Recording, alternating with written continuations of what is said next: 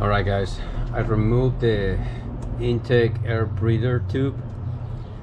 Go to the throttle body, to the air box, air filter box. You only need a flat screwdriver of 5/16 millimeter socket, so you can remove them. That's it. Next thing you're gonna have here, one, two, let's see if I can get you closer here. This is 5/16 millimeter or 8 millimeter.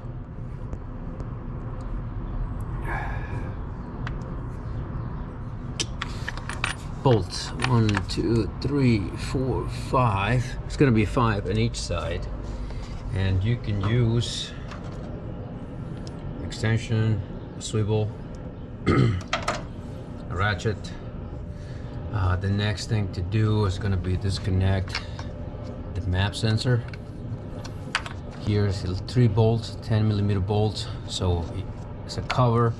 So hold this wire harness up against the the intake.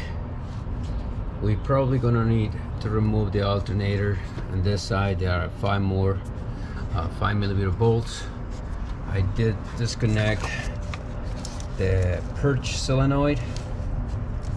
This line you just need to press down, wiggle, pull, disconnect pigtail and the fuel line. Okay, it's right there. Disconnect that. Use the stool and make sure you put a rag there. If you forget to release the pressure, is right here. Just to press that, put a rack around it so you can absorb all the fuel, raw fuel. It doesn't spread everywhere. It's a good practice. Regardless of that, when you remove that hose, the fuel pressure line, it's still gonna have a little bit of fuel there. It's not gonna be under pressure. Just to remember that. Next thing, I'm going to work on disconnecting the battery.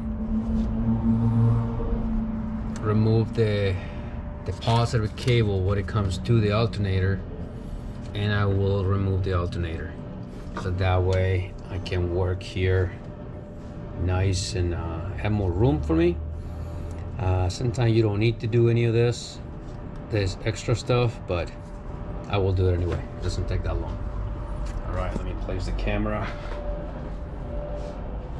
and I will show you again. All right guys, so the intake manifold is removed, as you can see. Make sure before you remove it, you get some compressed air and clean all the debris, all the dust away before you remove it, so that way you can prevent from any foreign material goes into the intake holes in the heads, so that prevent you from a lot of potential headaches. Okay, now as you saw in the previous video, the reason I'm removing all this is because it seems like one of the lifters on the main fuel system on this vehicle is either collapse or still working, something like that. So we need to remove this top piece here so we can look at the camshaft lobe. If the camshaft lobe, it's okay, we can just go ahead and replace that lifter. All right, so the camshaft lobe look good. Okay, right there. I don't know if you guys gonna be able to see it with all the reflection here, but the one thing that I noticed on the exhaust, which is the back one here, the lifter all the way in the back, the exhaust lifter, it is touching the lobe here on this side, but the intake I cannot see it. When I use the mirror, I don't know if it's going to be able to capture this. The lifter is away from the lobe. I think we have some space here. Oh no, not anymore. He just came down here. But anyhow, yeah, we have some, look, they have a little bit of space there. Anyhow, so the next thing that I did, obviously, I removed the rocker arm from the intake. No problem, 5/16. So this is what I found. It's bended.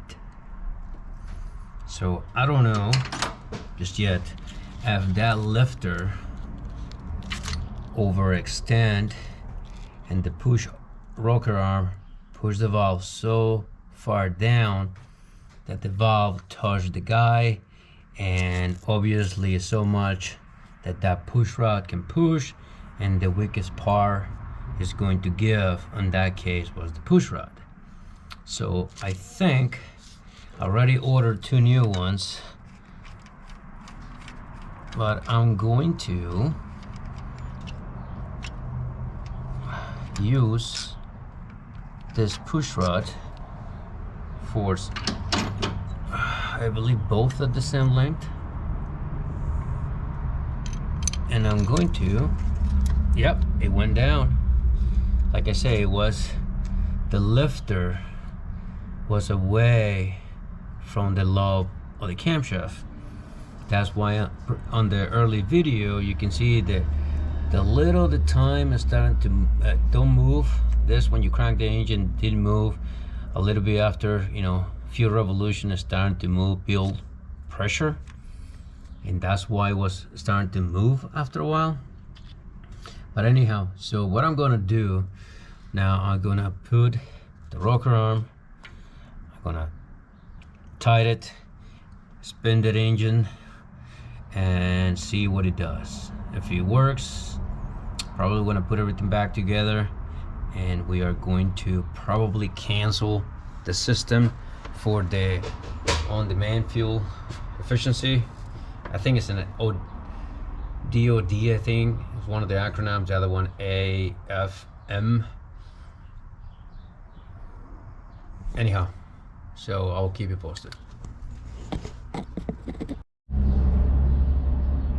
All right guys, so I replaced the 2 push rods, okay, right there. The one on the exhaust on the back, cylinder number 7 was fine. So now what I'm going to do, I'm going to rotate the engine to make sure both of this, I'll compare those 3, how high that it goes. If they are the same height, we are going to put everything back together here so we can just test the vehicle that and see if we can save the customer some money and prevent it from removing the head. So there it is.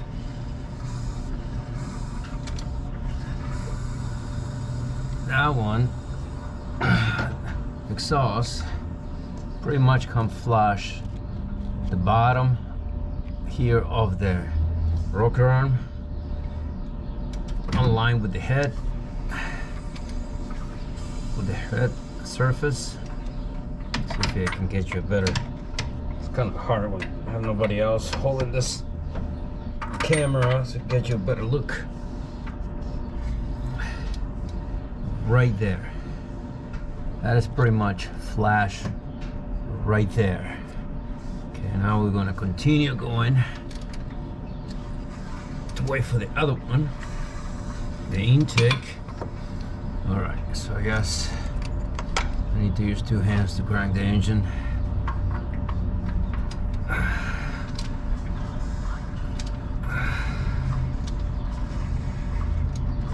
So right now the engine is moving freely, easy, no problem. There's you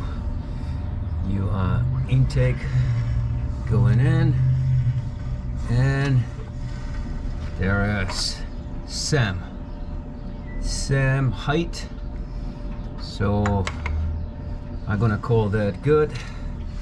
So we're going to start putting everything back, and I will show you what I did to plug the oil feed hole that it goes into the DDO displacement on demand.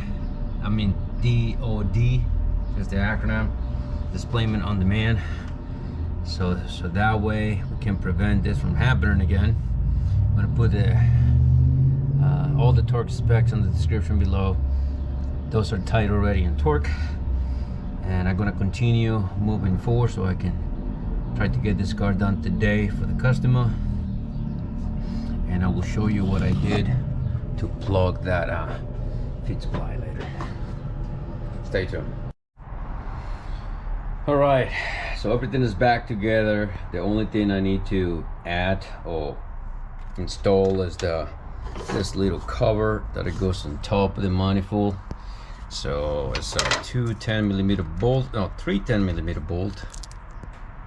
okay, no big deal, and one 10 millimeter nut for this bracket right here, this little piece of plastic.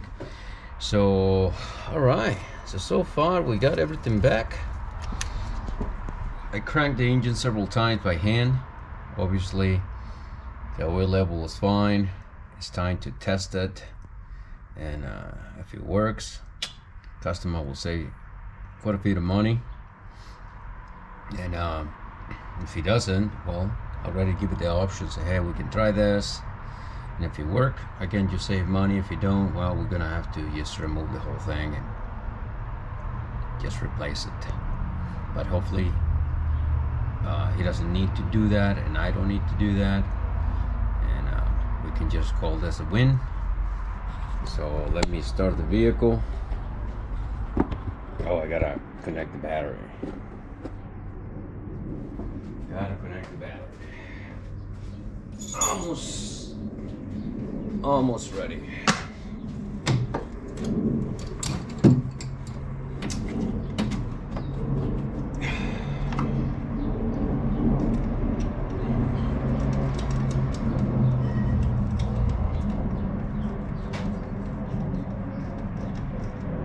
Okay, great. That.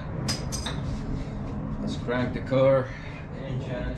Let's see if everything works. We don't have any more. There we go.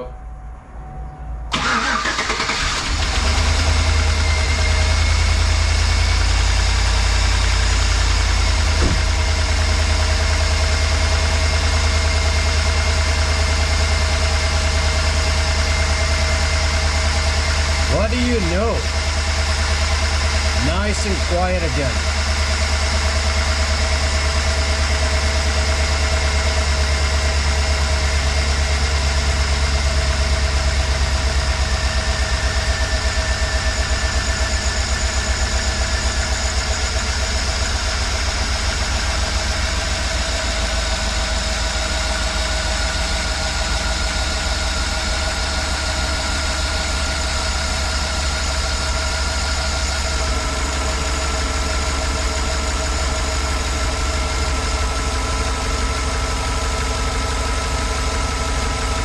No more ticking noise.